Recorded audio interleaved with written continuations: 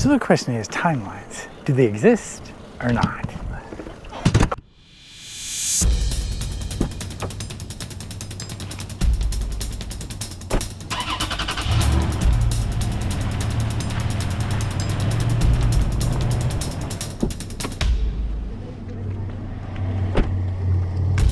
So my premise is this: yes, they do exist, but only on an individual level. You're not going to go from one major timeline to another, although I think you can go to a different individual timeline. And then there are various ways to do just that.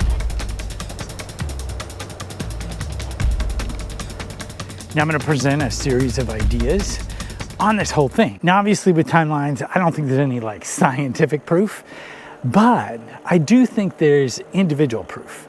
So with that in mind, let's take a journey with timelines.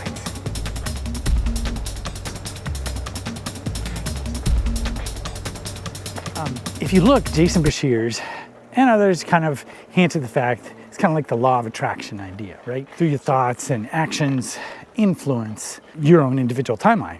I think movies and TV shows hint at possibilities. And like Jason Bashir's talks about the red light and how during that time frame, things grew bigger and stronger and so on. What if like the redwoods were at the end of that period? So it's not just that they're large because of age, but because they were at the in-between part. And what if right now we're actually in that part? And the movies hint at that. There's a particular TV series that goes into this a little bit. Check out this clip. Uncovered connections, not only to their own past, but to an alternate universe, just like our world, but slightly different, that threatens our very future. Only one world can survive, and finally we've made strides so that it can be ours. Is there hope for humanity, or is it too late? Are certain events inevitable, and they discovered the existence of an alternate universe? Another world, just like ours, but slightly different. Populated by slightly different versions of ourselves. Okay, so that's a really cool clip, right?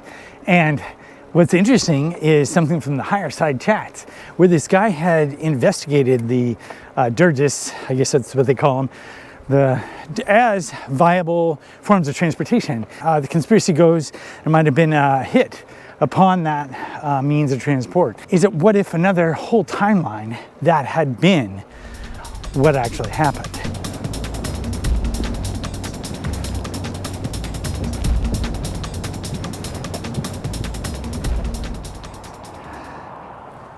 See, I traveled the tsunami route. You know how every once in a while you see these signs and it says tsunami route, right?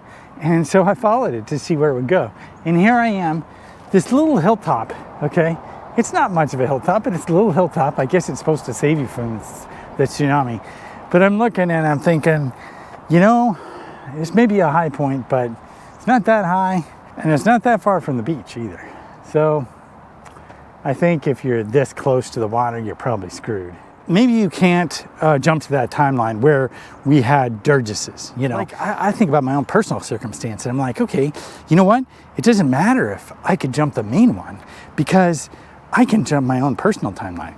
Now what gets interesting about this is to think about it in terms of timeline or just outcome. Now in one respect you could say, well, if I start thinking more positively and actually look for the benefits of each situation, then in fact that starts appearing in my life. Did that just start appearing, or did you actually jump to a timeline where your outcome is a lot more beneficial? Okay, so there's no way to say, right, whether you jump the timeline or whether you just have benefits from thinking more positively or acting more positively or more confidently or whatever it might be to generate a different outcome for you. And so I like to think of it as jumping timelines. That just makes it a little more fun. So I've been in the process of jumping timelines and seeing some results. And in the next video or the video after, I'll definitely share a couple of those with you. But in the meantime, why not experiment? I mean, science doesn't know everything, right? And if you're waiting for science to prove any of these things that are on the cutting edge, you're going to be way far behind anyone else. It's better to experiment with your own ideas and see what happens rather than waiting for science to validate all these things, right? So why not have fun with jumping your own personal timeline and take it from Jason Bashir's and others who talk about the law of attraction and just go for it. One of the reasons why I think it's totally great to experiment, because of the book, The Rise of Superman. The book basically chronicles the rise of extreme sports. But these guys that did this, they were not out there for fame or profit. In fact, they usually had to adopt lifestyles and eating habits that made it so that they could afford these extreme adventures. And they were out there on their own doing it. You know, surfing, mountain climbing, skateboarding, you know, rock climbing, you name it. They were out there just for the fun of it, just to see what they could do.